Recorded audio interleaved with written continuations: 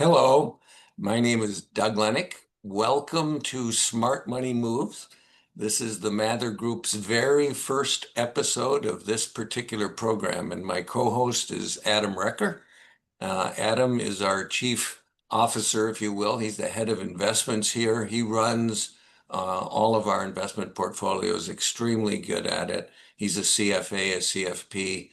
You notice I am a CFP like Adam, and I am a BFA.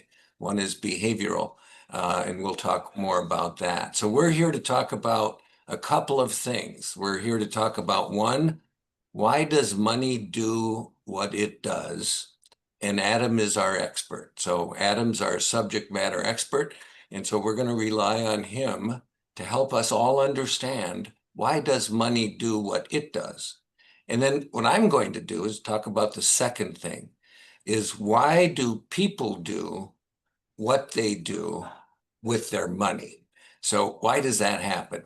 Related to that, why sometimes do otherwise smart people do dumb things with their money? We're going to deal with questions like that. So we're going to launch right into it, Adam. If you're good with it, you good to go? I'm good. Let's go. Let's go with it. And let's see our first slide. If we take a look at it, you will actually see that we have business cycles, and you're the business cycle guy.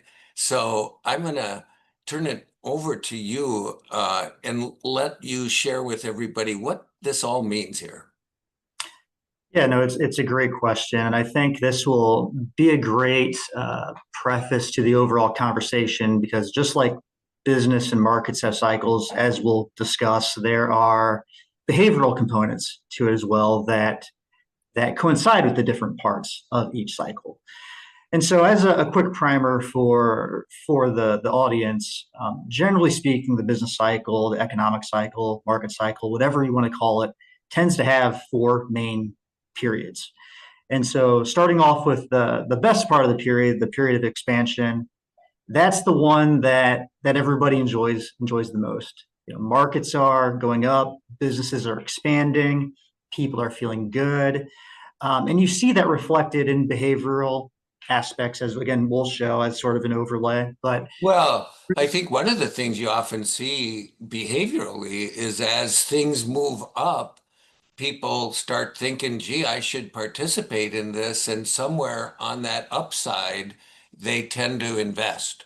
That's and oftentimes what happens, which later leads to what you're about to say, I guess. that's exactly right. So in these periods of expansion, businesses are doing well, unemployment's low, people feel good, and so they see numbers are going up, their performance, the portfolios are going up. And a key driver of that is actually the behavioral part. And so bull markets in the context of the business cycle, it's a key characteristic is that stocks get more expensive. Investors are simply more willing to pay more for a dollar of earnings, while those earnings themselves are also going up. That's just the natural course of progression in a bull market, whether that's in the US, whether that's in foreign markets, et cetera. Now, is that where you get into what you guys call the price earnings ratio and all that? And So that you're, price to earnings ratio. And so yeah. So, and one what you just said was really interesting to me. You said earnings go up, which is good, obviously, but the price to earnings ratio goes up also. So that means it becomes, as you said, more expensive. And so thank you. Yep. And that's where the risk comes into play. And so historically, again, this is something we've talked about at length in past commentaries, past discussions with clients, but historically, while you can't use it to time the market, it is better to pay less for an investment if you can, opposed to more. And as markets tend to get more expensive, the future expected returns tend to fall. And Yeah. that's where, again, as we progress through the business cycle and we approach that peak, which the peak is awfully kind of a definitive point. I kind of like late cycle a little bit better because, again, the peak is just one point. But as you approach that peak, that's where you start to see markets get to be more expensive. Sentiment starts to deteriorate a little bit more. And the thing to keep in mind is these bull markets, the expansions, they don't die of old age. And so they can run much longer than you ever expect. There has to be something that, in a sense, kills them off. And there's a number of risks that can lead to that. And there's some possibly brewing today to be aware of. And so the point is, though, as things grow and you feel good, eventually that is the point where you're at the maximum amount of risk, and diversification ends up being at a premium to prepare for the eventual downturn. Well, and we could take a look at that. I think the next slide, if we take a peek, I think it starts to show really how the investors are feeling during a lot of what you just showed. So, and very often, as you see the thrill there, wow, I feel great about this investment.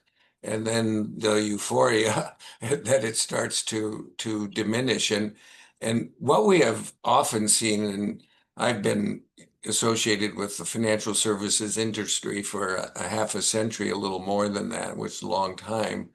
And I can tell you that very frequently, and we've seen it a lot over and over again, is people will buy on that upswing. It's coming up, and then it hits the top, and everybody wants it to go higher. So there's not everybody, but a lot of people don't want to sell for two reasons. It could go higher. I don't want to sell. It could go higher. I don't want to miss out on that. And then I would have to pay taxes if I sold. So I won't. And so then I'm euphoric and then anxious and then denial and then fear. And then I'm desperate. And now I sell and I take a loss after I had the thrill. So is that ever, you've noticed some of that happening in your world? Absolutely. I mean, it's not uncommon, of course. This happens every cycle. And so we've noticed as the markets have gone up, everybody wonders, well, why don't I have more of that? I want more. I want to participate in all the fun.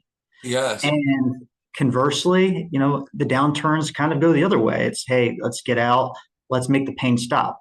Now, before we get to the make the pain stop period, usually there's still a bit of optimism. And so as the initial downturn is happening, you see the anxiety, the denial, the fear.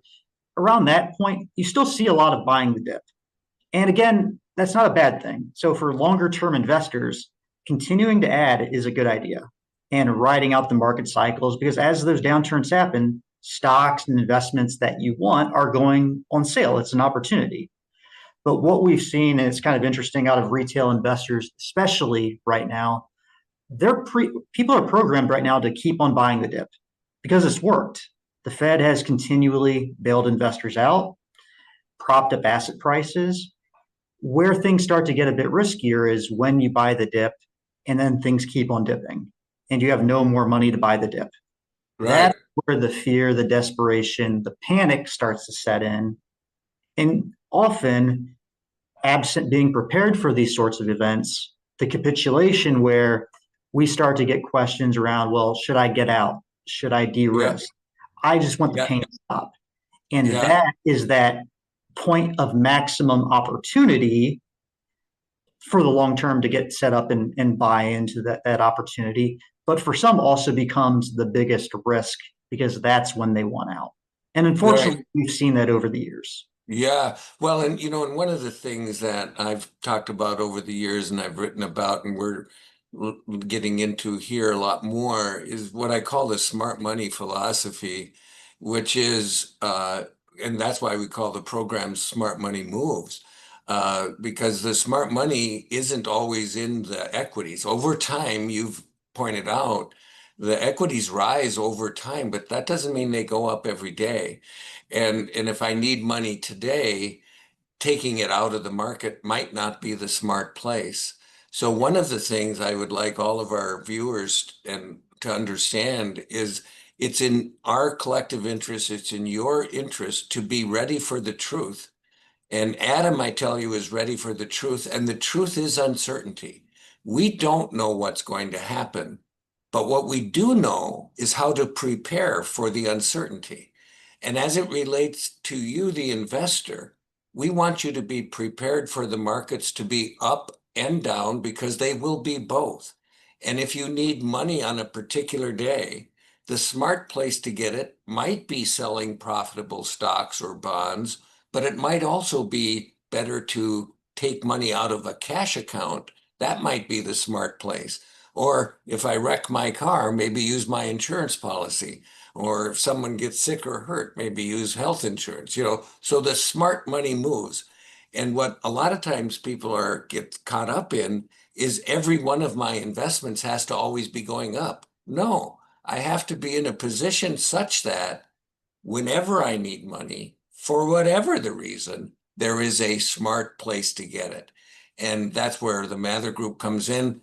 And Adam, on the money side of things, you guys have just done a phenomenal job in the real year 2025 when looking at all others. And I don't know if you were willing to brag about yourselves a little bit, but would you be willing to comment? I mean, you guys have done dang well on the science of the money.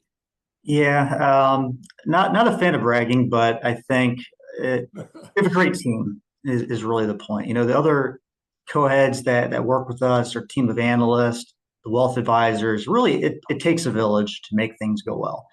And while the markets have been painful, clearly, I mean, S&P 500 down sizably this year, tech stocks in a bear market, it goes back to the smart money philosophy, and it's really about preparedness and having a plan ahead of time because we know that these things are going to happen. It's just that is you have to take on risk and pain to have the benefit of the return. It's not, all risk free Right. return, so No. returns entail risk. Yeah. And so one of the things that's been evident this year is diversification has helped.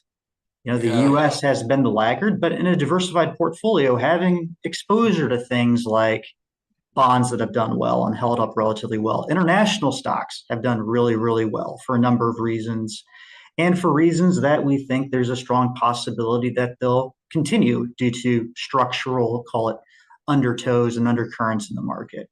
Alternative investments. And so as a result, the diversified investor that has not been taking on excessive risk has held up relatively well in this environment. Yeah, And absolutely.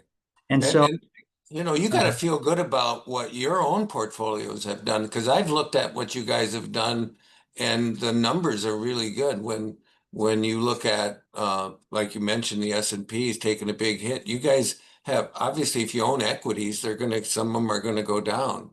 But in comparison to what we've seen in the markets, that's not been the case.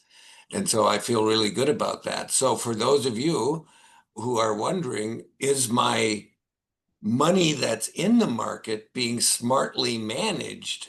I will say the money that you have with us at the Mather Group with Adam and his team, that money is being smartly managed. When you need money, if you need some today, that might not be the place I would take it from.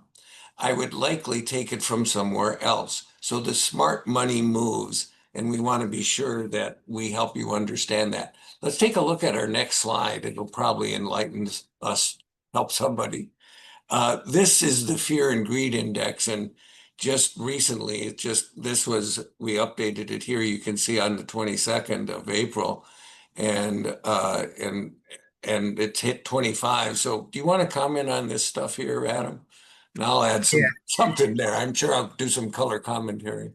yeah, it's a tough one. So I mean, I think it's topical because people wonder where are we right now? What's the environment feel like? And clearly there is widespread fear. If you look at the news, there aren't many optimistic headlines right now. Now, in our view, it's important to be aware of it, know what people are feeling so we can address it. But this can also bring opportunity. And so even if we suspect maybe we're later in the cycle, which it could be, I don't know if we're quite at a peak just yet, but like we mentioned, it's a matter of time before there will be a downturn due to it could be things going on in the economy, tariffs, whatever. There's a number of reasons that downturns can happen. But periods of extreme fear historically can also, again, be an opportunity because while others are selling in a panic, that creates bargains and opportunities to invest. And so for the longer term prepared investor, by having that well thought out of plan ahead of time, we can actually maybe rebalance into some of the weakness. Because if we have safe assets, the cash, the bonds that you're mentioning, Doug, to pull from, we don't have to be forced out of the market and sell things at a loss. If anything, if we're Correct. selling, it's for tax reasons. Tax loss harvesting is great. Well, Or I love that. And and one of the things, Adam, that I think about too is a lot of times people, and I was having this conversation with our chief compliance officer the other day, Stu Evans, and he was talking about roller coasters. People like riding roller coasters, and the thrill of it is the coming down and then it goes up. The challenge with the roller coaster is all work. The ride's fine, uh, unless you jump the track. And then that's not so good. And so, point I want to make is the financial planning is still working for you, even though your net worth might have taken a dip. You don't sell your net worth, you don't spend your net worth. You just spend the money that you need to spend when you need to spend it, and the smart money moves. And so, as long as we know that, we can actually weather the storms, take advantage of them to the extent we're prepared for it. But this beyond greed and fear, we got greed on one side, and Hersh Sheffrin wrote the book Beyond Greed and Fear, and what happens is people will, for those emotional reasons, greed and fear, will make decisions that will frequently lead to the investment that they were holding working better than they did as the investor. So we often see investments work, investors don't. And Mhm. that's because investors are human beings and investments are not. Any Yep. comment on that?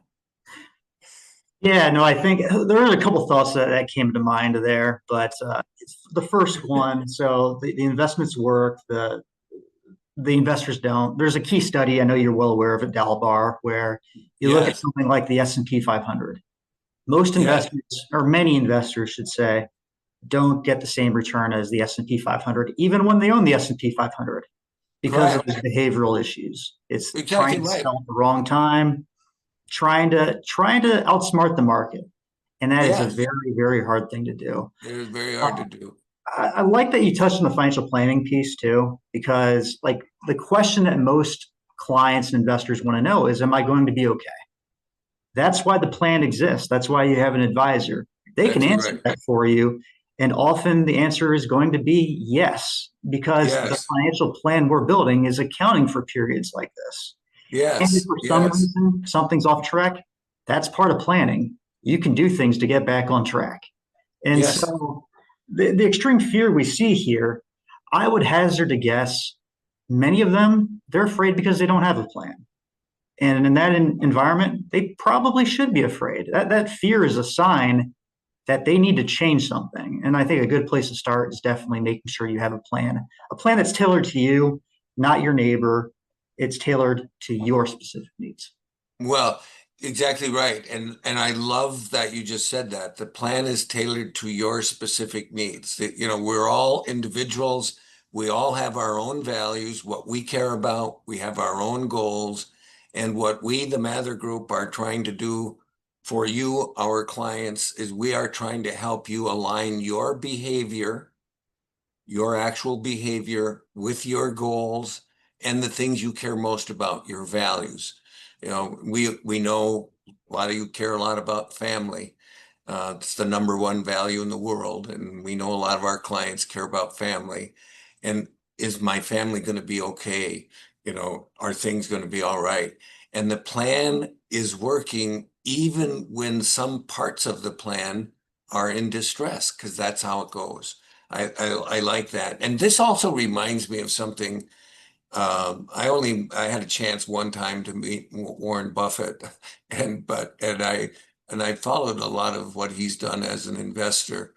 And one of the things that he has said that just occurred to me as we've been talking, Adam, is he said at one point that the stock market is the world's way of transferring wealth from the irrational to the rational. Remember hearing him say something like that?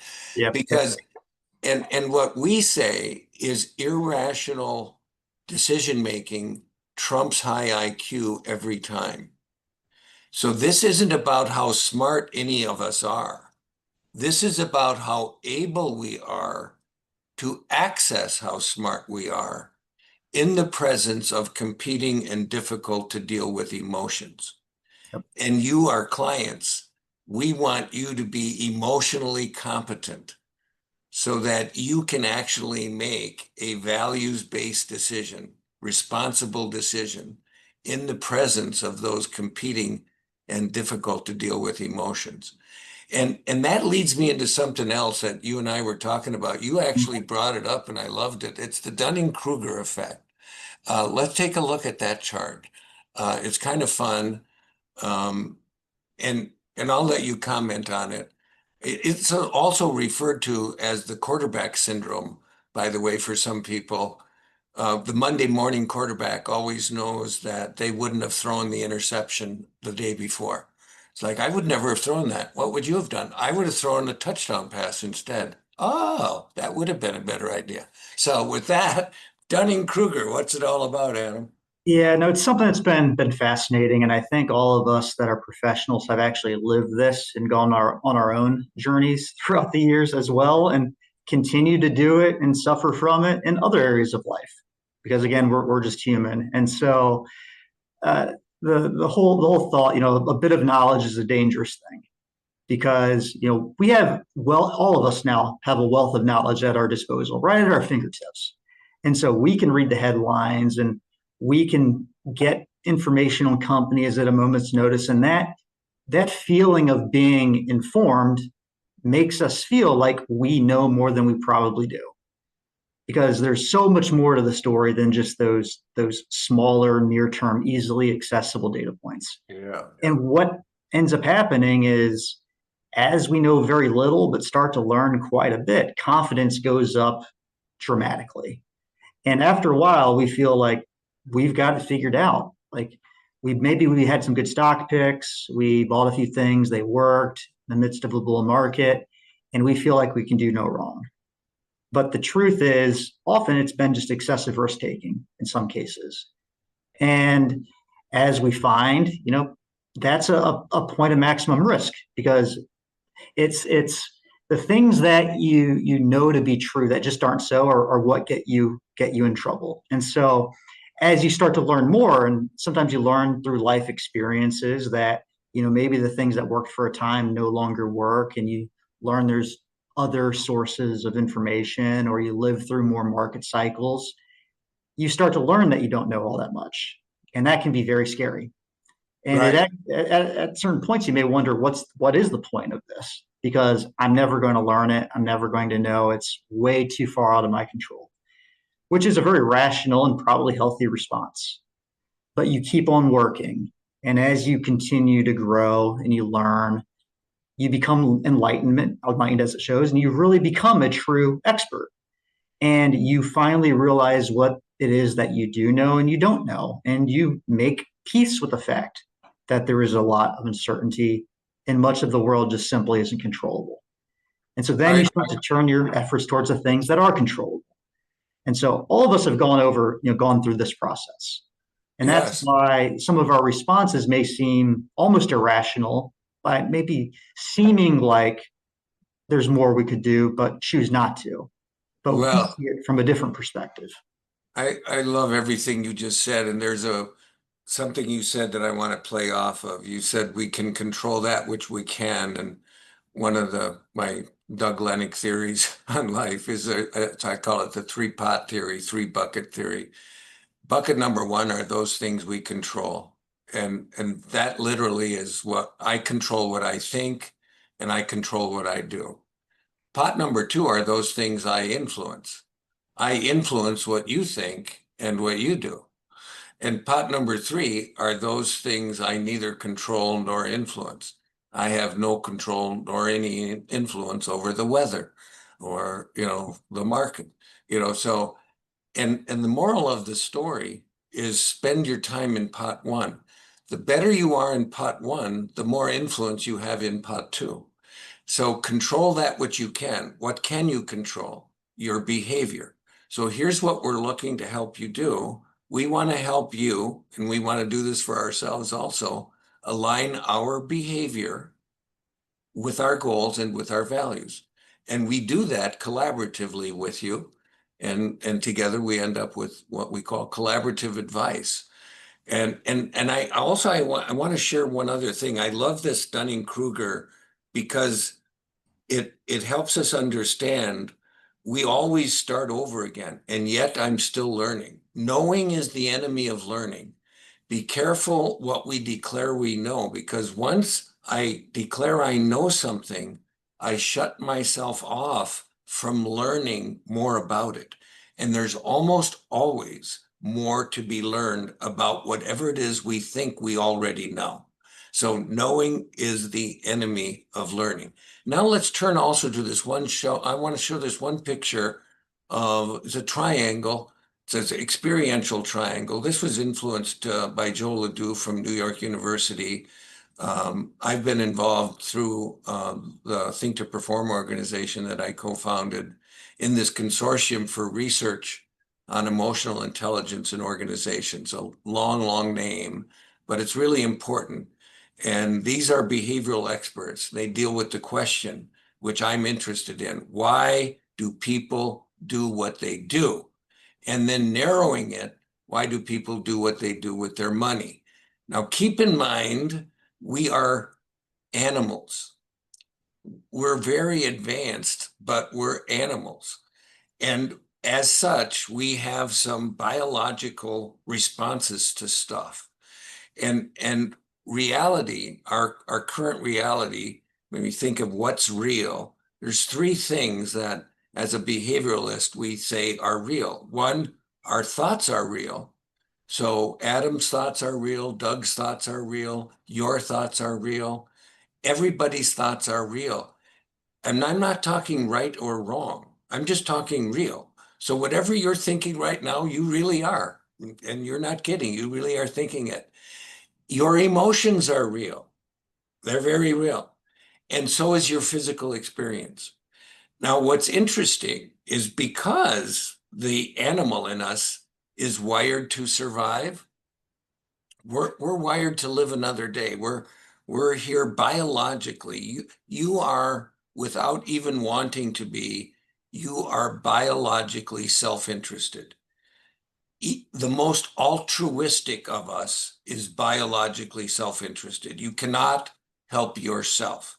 So our reality is a combination of those three things. I'm going to call them circles because I hate to say elliptical things, but that's our reality. When our reality is stimulated from the outside, it stimulates us emotionally first. So that word feelings thinks of emotions. And name, Adam, an emotion, we've talked about it, that if I felt it could suggest there's danger out there. Fear. Fear. See, the human being is wired to avoid danger and wired to pursue opportunity. The wiring is triggered by the emotions we experience as stimulated from some outside event. So something happens outside of me, it stimulates me emotionally first, and my animal takes over. Now, if I get to that heightened level of fear, or back in the day, there was a chairman of the Federal Reserve, Alan Greenspan, he used the term irrational exuberance. Exuberance, fear, extreme emotions. What will happen biologically is my emotional center will be triggered, and it happens really fast. 12 milliseconds. 12 milliseconds is half faster than I can say I can't even say 12. And so what happens is I get what sometimes people call an emotional or an amygdala hijack. And so I get hijacked. My emotional center it sends messages to the habit center saying, we got an issue here. We got to send out an alert. So we start secreting cortisol, biologically designed to restrict cognitive thought. So I can't think clearly. So if you think of that thought circle as the sun, think of the emotional circle as the moon. When you're feeling exuberant or when you're feeling scared, you're at a point where your cognitive capabilities are compromised. And you need to know that. This is Mhm. not the time to emote. This is the time to think mode. Now, I know we've hit kind of towards the end. I want to give you the last words because you're smarter than I am and they need to know what's next. Let's go to some key takeaways. Yeah, no, again, it's laid out well here, but the example, the thing we really want to drive home is we know the market cycles are going to happen. The most important thing is acknowledging it and acknowledging that there's naturally expected human responses to these market environments. Our goal, though, is to be able to tune out the noise, focus on the controllables, the plan that's in place that accounts for all these variables. And at the same time, being aware that we're going to have natural emotional reactions to these events. And it's good to acknowledge them. As you know, Doug, there's a freeze game, pause, think, Oh, yeah, acknowledge thank the you. emotion, but don't necessarily act on it. Yeah, And only act when we finally have our time, we have time for a rational response to the market environment. Because that will make you not only ideally maybe a better person, more productive, but a better investor too. And right. Well, and so by the way, Adam, you just reminded me, let's remember next time, let's share with everybody how to play the freeze game. Because we're going to teach all of our investors, we'll share with you a couple of things that you can do that will increase the probability of you making rational decisions. Now, yeah, rational decisions, by the way, I should point out, don't always work, but they work on average better than irrational ones. That's it. And so thank you all for attending. Join us. You can get to our email info@themathergroup.com. For those of you that are interested in it, I will promote my own books. You're welcome to go find them on Amazon. And I encourage you to read Leveraging Your Financial Intelligence or Financial Intelligence. It'll help you understand a lot of what Adam and I are going to be doing in these months ahead. So this is show one. Expect us next month. Stay tuned. Thank you. thank you.